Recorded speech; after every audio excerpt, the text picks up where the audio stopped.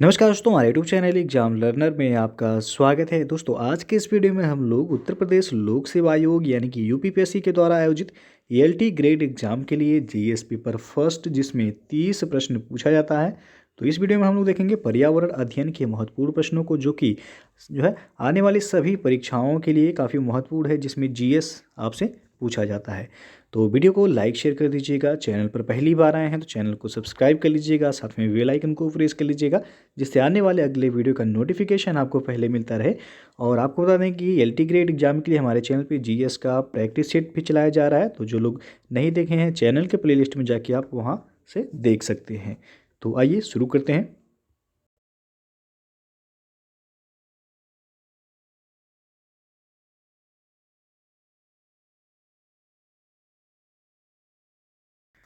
दोस्तों, आपको बताना है कि अनअकैडमी पे बीर resolution batch for UP police constable के लिए 4 जनवरी से शुरू कर दिया गया है। तो जो लोग यूपी पुलिस एग्ज़ाम की तैयारी करना चाहते हैं, आप अनअकैडमी लर्निंग प्लेटफॉर्म से जुड़ के अपनी तैयारी को कर सकते हैं आप। तो नीचे डिस्क्रिप्शन में इसका लिंक दे दिया गया है, वहाँ से जाके आप इसका डिटेल चेक कर सकते हैं। साथ में इसका फ़ीस आपको बता दें कि 8,415 रुपये इसका फ़ीस है। यदि आप हमारा रेफरल कोड यूज करेंगे एग्ज़ाम लर्नर, तो आपको 10% का डिस्काउंट भी मिल जाएगा। तो सब्सक्रिप्शन लेते समय रेफरल कोड आप यूज जरूर कीजिएगा। और दोस्तों, आपको बता दें कि जो ऑफ़र अभी था 22% छूट वाला, वो 5 तारीख तक बढ़ा दिया गया है, यानी कि 5 जनवरी तक कर दिया गया है। तो यदि आप 1 महीने से अधिक का कोई भी सब्सक्रिप्शन लेते हैं अनअकैडमी पे, तो आपको 22% का डिस्काउंट मिल जाएगा। तो आप लोग इसका भी लिंक दे दिया गया नीचे डिस्क्रिप्शन में, उसे भी जाके आप देख सकते हैं। और यदि रेफरल कोड हमारे यूज करेंगे आप एग्जाम लर्नर, तो 10% का एडिशनल भी डिस्काउंट आपको मिल जाएगा। तो उसे भी आप लोग देख सकते हैं।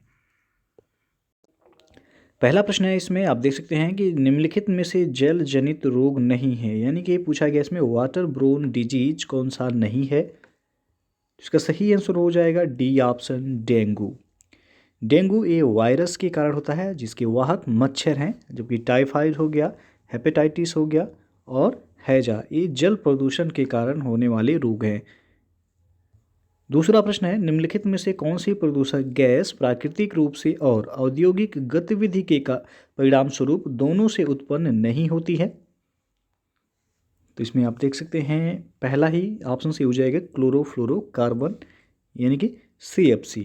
क्लोरोफ्लोरोकार्बन एक ऐसी प्रदूषक गैस है जो औद्योगिक गतिविधि के परिणाम स्वरूप उत्पन्न होती है, जबकि नाइट्रस ऑक्साइड हो गया, मीथेन हो गया और कार्बन डाइऑक्साइड, ये तीनों गैसें प्राकृतिक रूप से तथा औद्योगिक गतिविधियों से उत्पन्न होती हैं। तीसरा प्रश्न है, प्राकृतिक विपदाओं के निम्नलिखित प्रकारों में से किसका निश्चित प्रारंभ और अंत नहीं होता है। तो वह है सूखा। डी विकल्प यहाँ पे सही हो जाएगा। प्राकृतिक विपदाओं में सूखा का निश्चित प्रारंभ और अंत नहीं होता, जबकि भूकंप हो गया, भूस्खलन हो गया, हरिकेन, इन सभी के प्रारंभ और अंत के बारे में अनुमान लगाया जा सकता है।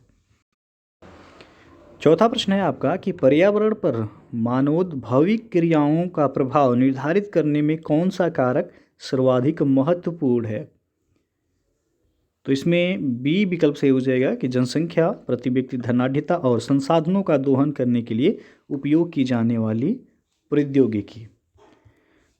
पांचवा प्रश्न है आपका कि भारत में हाल ही में प्रारंभ किए गए वायु गुणवत्ता सूचकांक में निम्नलिखित में से कौन सा प्रदूषक सम्मिलित नहीं किया गया है। तो इसमें क्लोरोफ्लोरोकार्बन्स है। डी विकल्प सही हो जाएगा। और अगला जो प्रश्न है आपका, निम्नलिखित में से कौन सा संयोजन नवीकरणीय प्राकृतिक संसाधन प्रकट करता है। तो वह मछलियाँ, उर्वर मृदा और ताज़ा जल। सी ऑप्शन यहाँ पे सही हो जाएगा। नवीकरणीय प्राकृतिक संसाधन वे संसाधन हैं जिनके भंडार में प्राकृतिक या पारिस्थितिक प्रक्रियाओं द्वारा पुनर्स्थापन होता रहता है। तो सी ऑप्शन में दिया गया है यहाँ पे मछलियाँ, उर्वर मृदा और ताज़ा जल, ये नवीकरणीय प्राकृतिक संसाधन है। सातवां प्रश्न है, कुल वैश्विक कार्बन डाइऑक्साइड उत्सर्जनों में भारत का योगदान लगभग कितना है। तो भारत का योगदान लगभग 7% है। कुल वैश्विक कार्बन डाइऑक्साइड यानी कि CO2 उत्सर्जन में भारत का योगदान लगभग 7% है।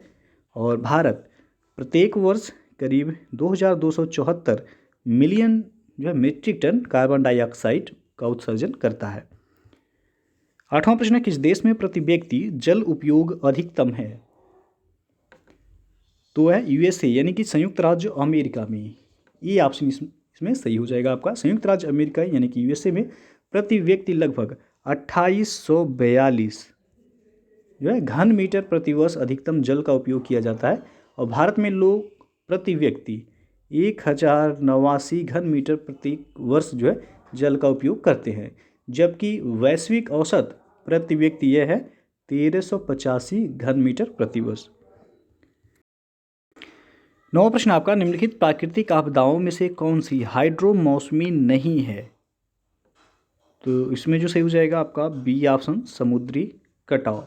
हिमस्खलन हो गया, उष्णकटिबंधीय चक्रवात और सुनामी, ये हाइड्रो मौसमी प्राकृतिक आपदाओं की श्रेणी में आते हैं, जबकि समुद्री कटाव एक प्राकृतिक क्रिया है यह।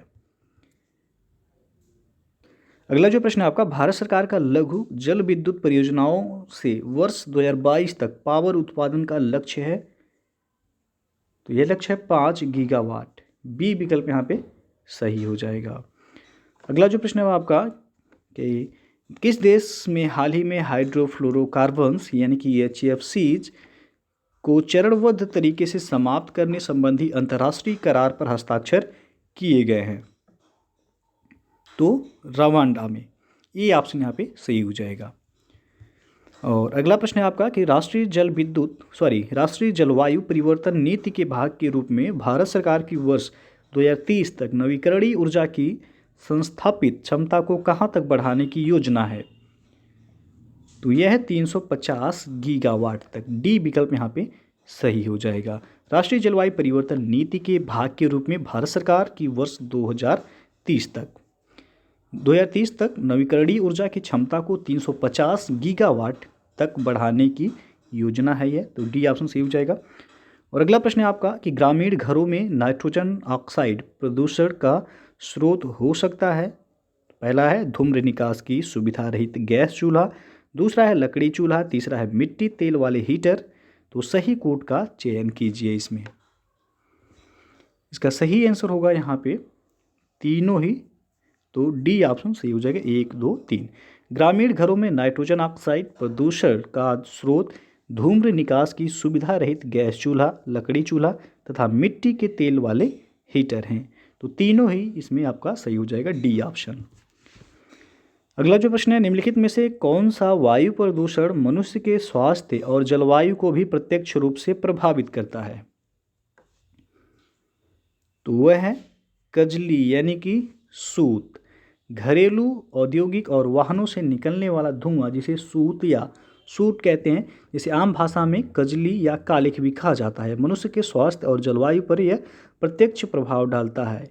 इससे दृश्यता में यानी कि देखने में कमी, फेफड़ों में धूल आदि जमना जिसे न्यूमोकोनियोसिस कहा जाता है, और अस्थमा जैसे अन्य भी रोग इससे होते हैं। 15वां प्रश्न, बांग्लादेश और भारत के कुछ भागों में भूजल में आर्सेनिक प्रदूषण का कारण है? तो यह प्राकृतिक स्रोत। सी ऑप्शन यहाँ पे सही हो जाएगा। बांग्लादेश और भारत के कुछ भागों जैसे कि पश्चिम बंगाल, असम, झारखंड के भूजल में आर्सेनिक प्रदूषक पाया जाता है। इसका प्रमुख कारण है प्राकृतिक स्रोत, और प्राकृतिक स्रोतों में मुख्य नदियों तथा अन्य बड़े जल स्रोतों के माध्यम से भूजल में आर्सेनिक की मात्रा बढ़ जाती है। और यहाँ पे मिलान करना है, आप देख सकते हैं, और कोड के माध्यम से बताना है कि कौन सा ऑप्शन सही हो जाएगा। तो विश्व स्वास्थ्य दिवस कब मनाया जाता है? 7 अप्रैल को मनाया जाता है, ए का हो जाएगा। चौथा, विश्व जनसंख्या दिवस मनाया जाता है 11 जुलाई को। तो बी का हो जाएगा यहाँ पे विश्व जनसंख्या दिवस, ये आपका मनाया जाता है 11 जुलाई। तो बी का हो जाएगा तीसरा। विश्व ओजोन दिवस 16 सितंबर को मनाया जाता है, सी का पहला हो जाएगा। और विश्व एड्स दिवस मनाया जाता है 1 दिसंबर को, डी का हो जाएगा दूसरा। 4 3 1 2। तो ऑप्शन जो सही हो जाएगा यहाँ पे बी ऑप्शन, 4 3 1 2। अगला जो प्रश्न है, भारत की नदियों में निम्नलिखित में से किसको प्रदूषण का प्रमुख स्रोत माना जाता है? तो है अशोधित वाहित मल। बी विकल्प यहाँ सही हो जाएगा। भारत की नदियों में लगातार बढ़ता प्रदूषण अशोधित वाहित मल के कारण है। तो बी ऑप्शन यहाँ सही हो जाएगा। अगला प्रश्न आपका, फ्लाई ऐश ताप विद्युत संयंत्रों में उत्पादित फ्लाई ऐश एक पर्यावरण हितैषी संसाधन है जिसका किस में उपयोग किया जाता है? तो पहला दिया गया इसमें सूक्ष्म पोषक के रूप में कृषि में, दूसरा है बंजर भूमि के विकास में, तीसरा है बांध और जल धारण संरचनाओं में, चौथा है ईंट उद्योग में। तो नीचे दिए गए कूट में से सही उत्तर चुनिए। तो यहाँ पे जो है आप देख सकते हैं इसका सही आंसर हो जाएगा डी ऑप्शन, यानी कि 1, 2, 3, 4 सभी इसमें सही हैं। ताप विद्युत संयंत्रों में उत्पादित फ्लाई ऐश ये पर्यावरण हितैषी संसाधन है जिसका उपयोग कृषि क्षेत्र में सूक्ष्म पोषक के रूप में भी और बंजर भूमि को कृषि योग्य बनाने में किया जाता है। इसके साथ साथ फ्लाई ऐश का उपयोग ईंटों को बनाने तथा बांध और जलधारण संरचनाओं के विकास में भी किया जाता है। 19वां प्रश्न, शहरी क्षेत्रों में नाइट्रोजन ऑक्साइड के कारण प्रदूषण का प्रमुख स्रोत क्या है? तो वह है सड़क परिवहन। ये ऑप्शन यहाँ पे सही हो जाएगा। शहरी क्षेत्रों में नाइट्रोजन ऑक्साइड के कारण प्रदूषण का प्रमुख स्रोत है सड़क परिवहन से निकलने वाला धुआं। 20वां प्रश्न है, वर्ष 2022 तक बायोमास से विद्युत उत्पादन हेतु सरकार का लक्ष्य है। तो यह 10 गीगावाट। डी ऑप्शन यहाँ पे सही हो जाएगा। वर्ष 2022 तक बायोमास से जल विद्युत उत्पादन हेतु सरकार का लक्ष्य 10 गीगावाट है। और 21वां जो प्रश्न है, निम्नलिखित ऊर्जा ईंधनों में कौन सा ईंधन पर्यावरण के लिए सबसे अनुकूल है? तो यहाँ पे आप देख सकते हैं इसका सही आंसर होगा बी ऑप्शन, बायोगैस। बायोगैस ईंधन ये पर्यावरण के लिए सबसे अनुकूल ईंधन है, जबकि अन्य ईंधनों के दहन से पर्यावरण में कार्बन डाइऑक्साइड की वृद्धि होती है, परंतु बायोगैस के दहन से ऐसा नहीं के बराबर होता है। 22वां प्रश्न है, निम्नलिखित में से कौन सा मौसम संबंधी खतरा है? तो वह है बर्फानी तूफान। बर्फानी तूफान ये मौसम संबंधी खतरा है, जबकि हिमानी हो गया, भूस्खलन तथा तटीय कटाव ये प्राकृतिक प्रक्रियाएं हैं। और 23वां प्रश्न है आपका, संकल्पित राष्ट्रीय निर्धारित अवधान के रूप में भारत सरकार द्वारा अतिरिक्त वन और वृक्ष व्याप्ति के माध्यम से वर्ष 2030 तक किस सीमा तक अतिरिक्त कार्बन सिंक यानी कि कार्बन डाइऑक्साइड समतुल्य के रूप में सृजित करने का प्रस्ताव है? तो 2.5 से 3 बिलियन टन, यानी कि बी ऑप्शन यहाँ पे सही हो जाएगा। संकल्पित राष्ट्रीय निर्धारित अवदान के रूप में भारत सरकार द्वारा अतिरिक्त वन और वृक्ष व्याप्ति के माध्यम से वर्ष 2030 तक 2.5 बिलियन टन CO2 के समतुल्य अतिरिक्त कार्बन ह्रास सृजित करने का प्रस्ताव है। साथ साथ भारत द्वारा अपनी सकल घरेलू उत्पाद यानी कि GDP के उत्सर्जनों की तीव्रता को वर्ष 2005 के स्तरों की तुलना में वर्ष 2030 तक यह 33 से लेकर के 35% तक कम करना है। तो यहाँ पे बी ऑप्शन सही होगा। अगला प्रश्न है, भारत सरकार ने वर्ष 2022 तक सभी नवीकरणीय ऊर्जा स्रोतों से कुल विद्युत उत्पादन में सौर ऊर्जा के कितने प्रतिशत भागों को प्राप्त करने का लक्ष्य रखा है? तो यह लक्ष्य है 57.1%। ये ऑप्शन यहाँ पे सही हो जाएगा। और भारत सरकार ने वर्ष 2022 तक सभी नवीकरणीय ऊर्जा स्रोतों से कुल विद्युत उत्पादन में सौर ऊर्जा के लगभग 57.1% भाग को प्राप्त करने का लक्ष्य रखा गया है। और अगला प्रश्न है, चक्रवात हुदहुद किस राज्य के तट से टकराया था? तो यह आंध्र प्रदेश। ये ऑप्शन यहाँ पे सही हो जाएगा। और यह अक्टूबर 2014 में भारत के आंध्र प्रदेश तट से जो है टकराया था हुदहुद। 26वां प्रश्न है, किसी देश से कुल CO2 के उत्सर्जन के संदर्भ में सही क्रम को पहचानिए। तो सर्वाधिक CO2 उत्सर्जन में पहले स्थान पे है चीन के बाद है USA, उसके बाद भारत, फिर जो है रूस। तो ऑप्शन यहाँ बी सही हो जाएगा। अगला जो प्रश्न है आपका कि मानव उत्पत्ति संबंधी स्रोतों में से कौन सा गैसीय प्रदूषक तत्व क्लोरोफ्लोरोकार्बन्स वायु में है? तो वह है फोम उद्योग। सी विकल्प यहाँ पे सही हो जाएगा। फोम उद्योग मानव उत्पत्ति संबंधी ऐसा स्रोत है जिसके चलते वायु में गैसीय प्रदूषक तत्व यानी क्लोरोफ्लोरोकार्बन्स की वृद्धि हो रही है। 28वां प्रश्न है, निम्नलिखित में से कौन सी घटना एक प्राकृतिक खतरा नहीं है? तो यहाँ पे डी ऑप्शन सही हो जाएगा, रासायनिक संदूषण। दावाग्नि हो गया, बिजली कौंधना, भूस्खलन ये प्राकृतिक खतरे हैं, जबकि रासायनिक संदूषण मानव जनित खतरा है। रासायनिक समदूषण का प्रमुख कारण है कीटनाशकों तथा रसायनों का अंधाधुंध प्रयोग। 29वां प्रश्न है, निम्नलिखित में से किस प्रदूषक के कारण मानव को कैंसर हो सकता है? तो है सीसा। सी ऑप्शन सही हो जाएगा यहाँ पे। सीसा यानी कि लेड एक प्रमुख प्रदूषक है जिसके कारण मानव को कैंसर हो सकता है। सीसा युक्त वायु यानी कि धूल या धुएं में सांस लेने से मानव में कैंसर, मस्तिष्क रोग, किडनी की बीमारी जैसी घातक बीमारियां हो सकती हैं। 30वां प्रश्न है, शहरी क्षेत्रों के ऐसे वायु प्रदूषक को चिन्हित कीजिए जिससे मनुष्य की आंखों और श्वसन नली में जलन होती है। तो है नाइट्रोजन का ऑक्साइड। बी ऑप्शन सही होगा। शहरी क्षेत्रों में नाइट्रोजन का ऑक्साइड ऐसा वायु प्रदूषक है जिससे मनुष्यों की आंखों और श्वसन नली में जलन होती है। ओजोन भी शहरी क्षेत्रों में प्रमुख प्रदूषक है, लेकिन यहाँ पे जो है बी ऑप्शन सही होगा आपका, नाइट्रोजन का ऑक्साइड। अगला जो प्रश्न है आपका, भारत की बड़ी बड़ी नदियों में जल प्रदूषण का निम्नलिखित में से सबसे बड़ा स्रोत क्या है? तो है असंशोधित मलजल। ए ऑप्शन सही हो जाएगा। भारत की बड़ी बड़ी नदियों में जल प्रदूषण का सबसे बड़ा स्रोत नदियों में बहाया जाने वाला है असंशोधित मलजल, और अन्य सभी जो कारक भी जो है नदियों के जल के प्रदूषण में उत्तरदायी हैं, लेकिन सबसे बड़ा स्रोत पूछा गया है तो यहाँ पे असंशोधित मलजल सही होगा। 32वां प्रश्न है, संपोषक विकास का लक्ष्य निम्नलिखित में से किस वर्ष तक प्राप्त करने का विशिष्ट लक्ष्य है? तो यह लक्ष्य है वर्ष 2030 तक। बी ऑप्शन सही हो जाएगा। संपोषक विकास का लक्ष्य वर्ष 2030 तक प्राप्त करने का लक्ष्य है, और संपोषक विकास की वह अवधारणा है जिसमें पर्यावरण को नुकसान पहुंचाए बिना वर्तमान विकास दर जारी रखा जाता है। 33वां प्रश्न है, निम्नलिखित में से कौन सा नवीकरणीय प्राकृतिक स्रोत नहीं है? तो यहाँ पे आप देख सकते हैं इसका सही आंसर होगा डी ऑप्शन, नमक। नवीकरणीय प्राकृतिक स्रोत वे स्रोत होते हैं जिनके भंडार में प्राकृतिक या पारिस्थितिक प्रक्रियाओं के द्वारा पुनर्स्थापन होता रहता है। नवीकरणीय प्राकृतिक स्रोत या संसाधन कहे जाते हैं जैसे स्वच्छ वायु हो गया, उर्वर मिट्टी हो गया, ताज़ा पानी, जबकि नमक एक प्राकृतिक स्रोतों की श्रेणी में नहीं आता है। अगला जो प्रश्न है, निम्नलिखित में से कौन सा प्रदूषक श्वसन तंत्र से जुड़ी बीमारियों का प्रमुख कारण है? तो है वाष्पशील कार्बनिक यौगिक। डी ऑप्शन सही हो जाएगा। वाष्पशील कार्बनिक यौगिक प्रमुख प्रदूषक है जो श्वसन तंत्र से जुड़ी बीमारियों का प्रमुख कारण है।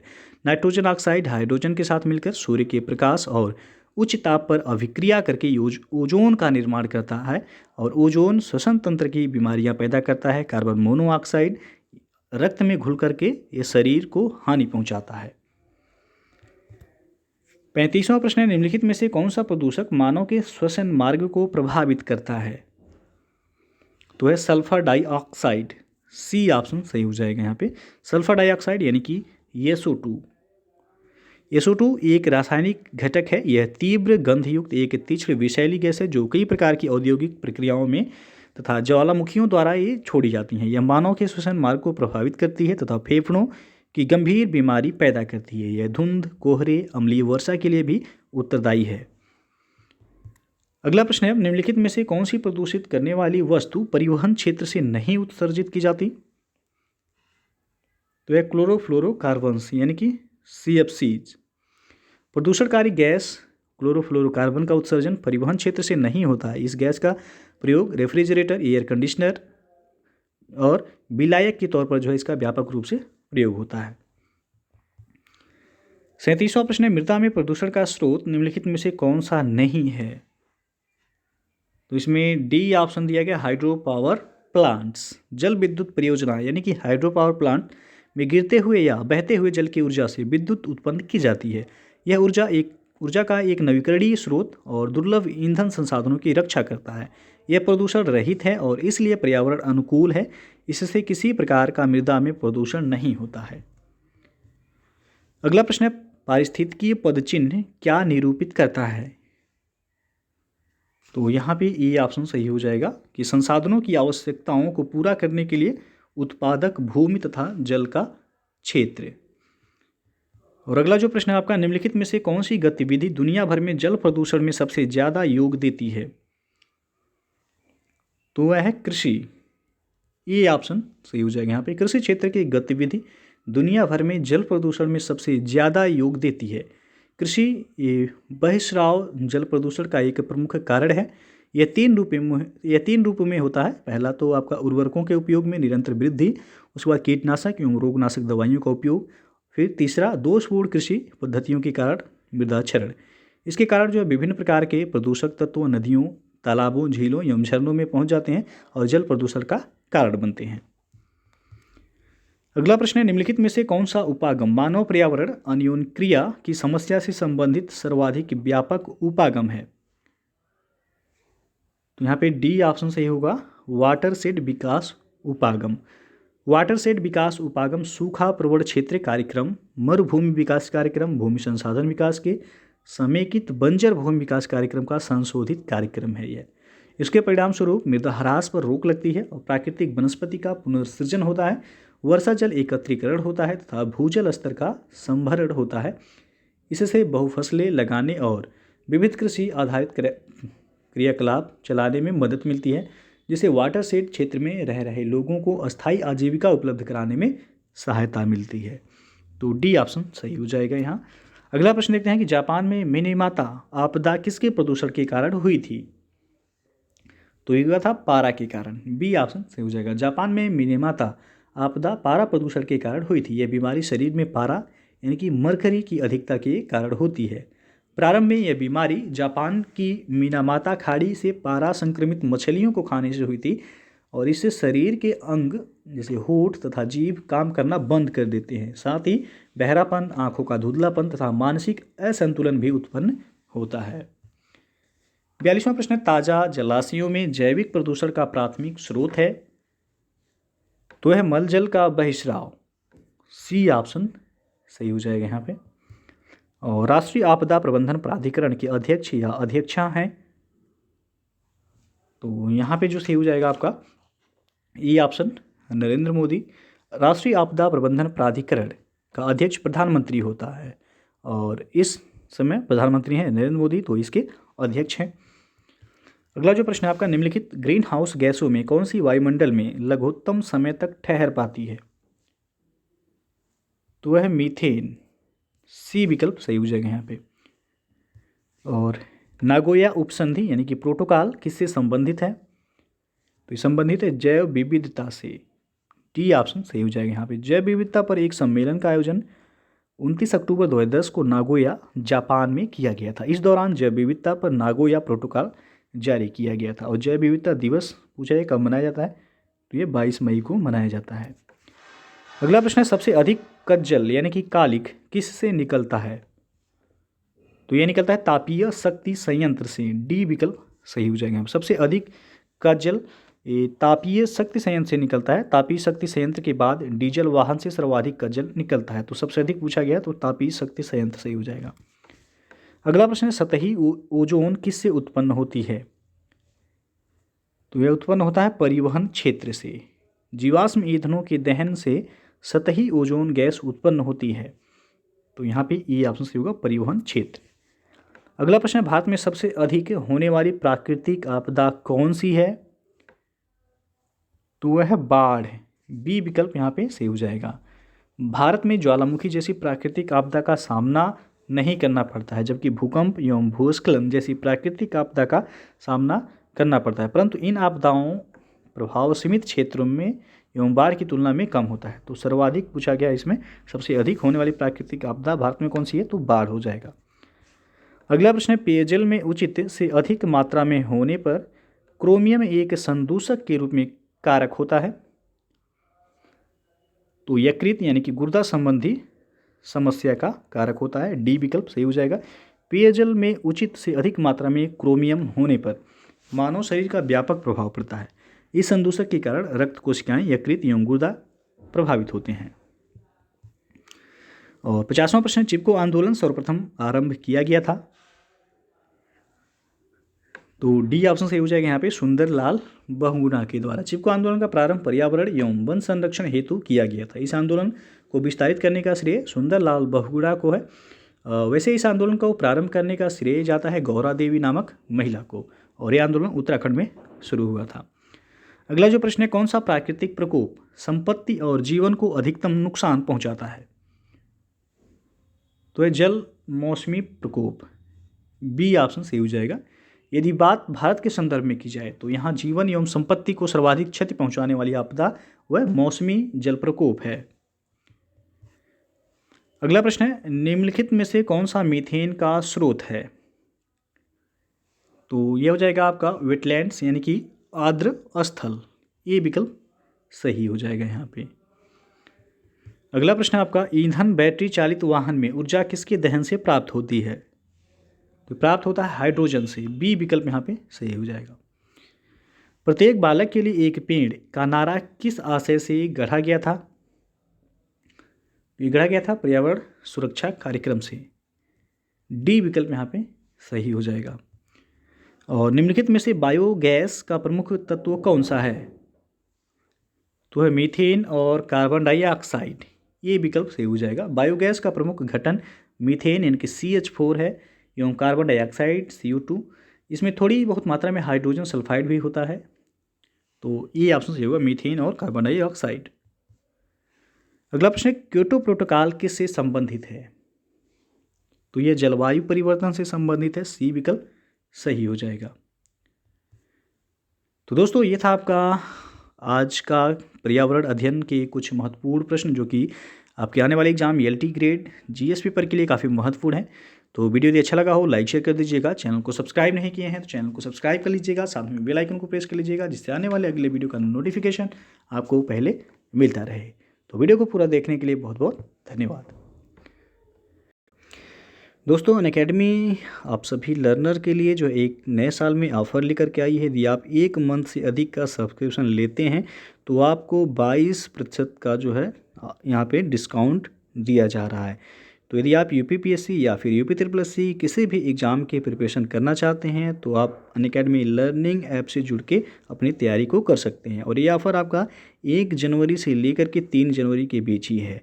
तो यदि आप 1 मंथ से अधिक का सब्सक्रिप्शन लेते हैं तो 22% का जो है आपको छूट नए साल में दिया जा रहा है। नीचे डिस्क्रिप्शन में इसका लिंक भी दे दिया गया है, वहाँ से जाके आप डिटेल में चेक कर सकते हैं। और सब्सक्रिप्शन लेते समय आप यदि हमारा रेफरल कोड यूज करते हैं एग्जाम लर्नर तो आपको 10% का एडिशनल डिस्काउंट भी मिल जाएगा। तो सब्सक्रिप्शन लेते समय हमारा रेफरल कोड ये ज़रूर यूज कीजिएगा। 22% का ऑफ़र केवल आपका 1 से 3 जनवरी 2022 तक ही है।